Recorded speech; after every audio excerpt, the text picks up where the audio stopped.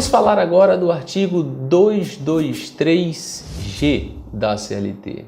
O artigo 223G é um dos artigos, sem sombra de dúvidas, mais polêmicos da reforma trabalhista. O artigo 223G é um dos artigos dentro do capítulo que a reforma trabalhista reservou para tratar dos danos extrapatrimoniais nas relações de trabalho. E esse artigo 223G em particular, e a gente pode enfrentar aqui lendo o nosso material, ele traz os elementos que o juiz deve considerar no momento do arbitramento da indenização por danos extrapatrimoniais. Ou, como regra, que é o grande exemplo desse, o arbitramento da indenização por dano moral. Vejam vocês que nesses critérios eleitos pelo artigo 223G da CLT, nós temos natureza jurídica, natureza do bem jurídico tutelado, intensidade do sofrimento ou da humilhação, possibilidade de superação física ou psicológica, reflexos pessoais e sociais da ação ou da omissão, extensão e a duração dos efeitos da ofensa, as condições em que ocorreu a ofensa ou prejuízo moral, o grau de dolo ou culpa, ocorrência de retratação espontânea, esforço efetivo para minimizar a ofensa, o perdão tácito ou expresso.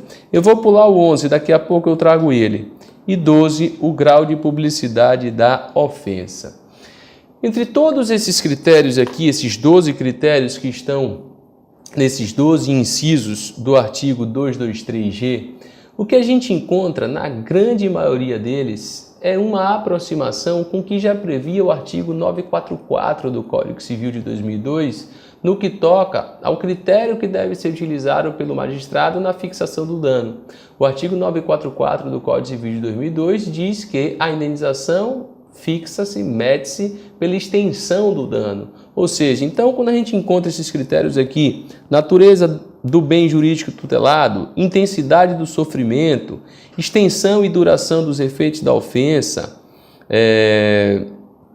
esforço efetivo para minimizar a ofensa, perdão tácito expresso, esses critérios são critérios, sim, relacionados à noção de extensão do dano. Ou seja, a extensão do dano, ela se perfaz a partir de vários critérios.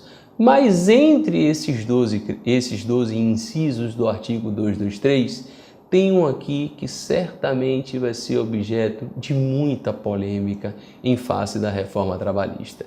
Eu me refiro aqui ao inciso 11 desse artigo 223 da CLT. O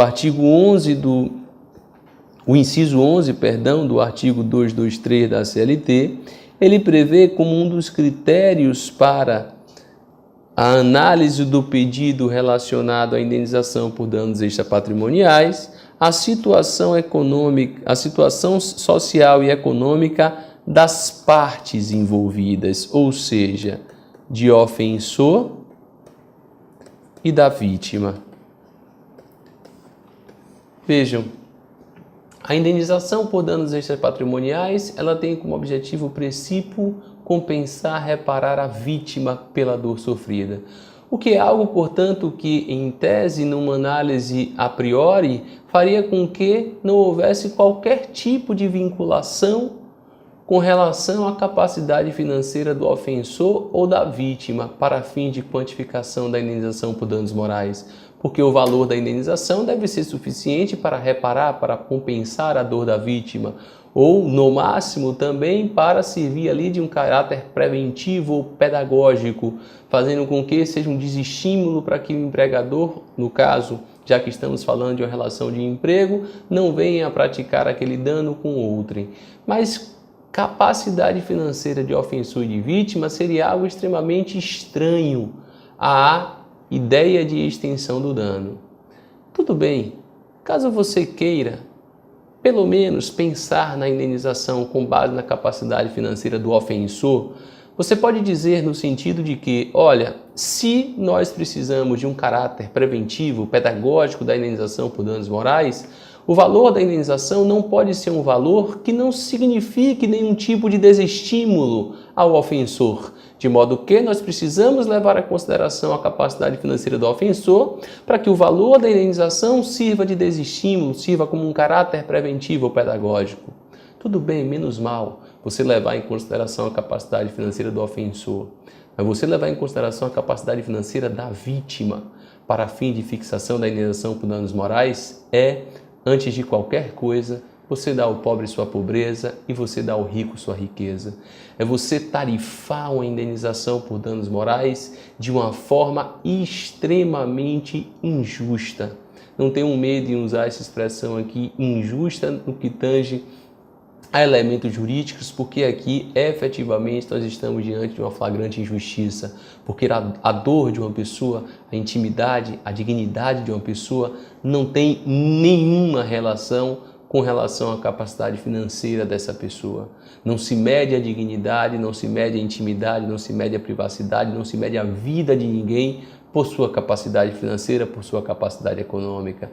Então, aqui no inciso 11 do artigo 223G, nós temos a primeira manifestação que traz em si algo efetivamente contrário à noção de dignidade da pessoa humana, que é o vetor axiológico do ordenamento jurídico brasileiro, ali no inciso 3 do artigo 1º da Constituição. Além disso, nós temos algo aqui que viola de forma flagrante a noção de isonomia que está no artigo 5º caput da Constituição.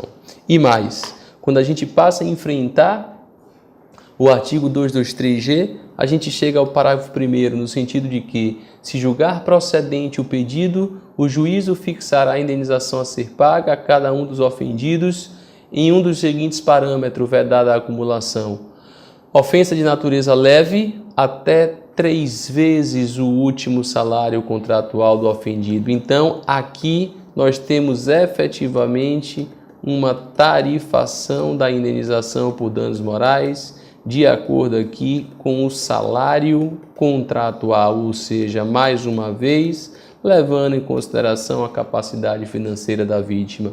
Ofensa de natureza leve, até 3 vezes o último salário contratual. Ofensa de natureza média, até 5 vezes. Ofensa de natureza grave, até 20 vezes. E ofensa de natureza gravíssima, até 50 vezes. No parágrafo 2º, se o ofendido for pessoa jurídica, a indenização será fixada com observância dos mesmos parâmetros estabelecidos no parágrafo 1º, ou seja, nesse parágrafo, mas em relação ao salário contratual do ofensor.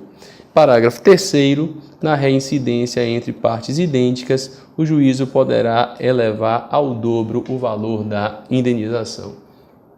Eu tenho uma ligeira impressão, desde já, que esse artigo será um dispositivo que provavelmente será objeto de um controle de constitucionalidade por parte do Poder Judiciário, na medida em que ele viola de forma flagrante, no mínimo, o princípio da isonomia, o princípio da igualdade consagrado no artigo 5º caput da Constituição da República Federativa do Brasil de 1988.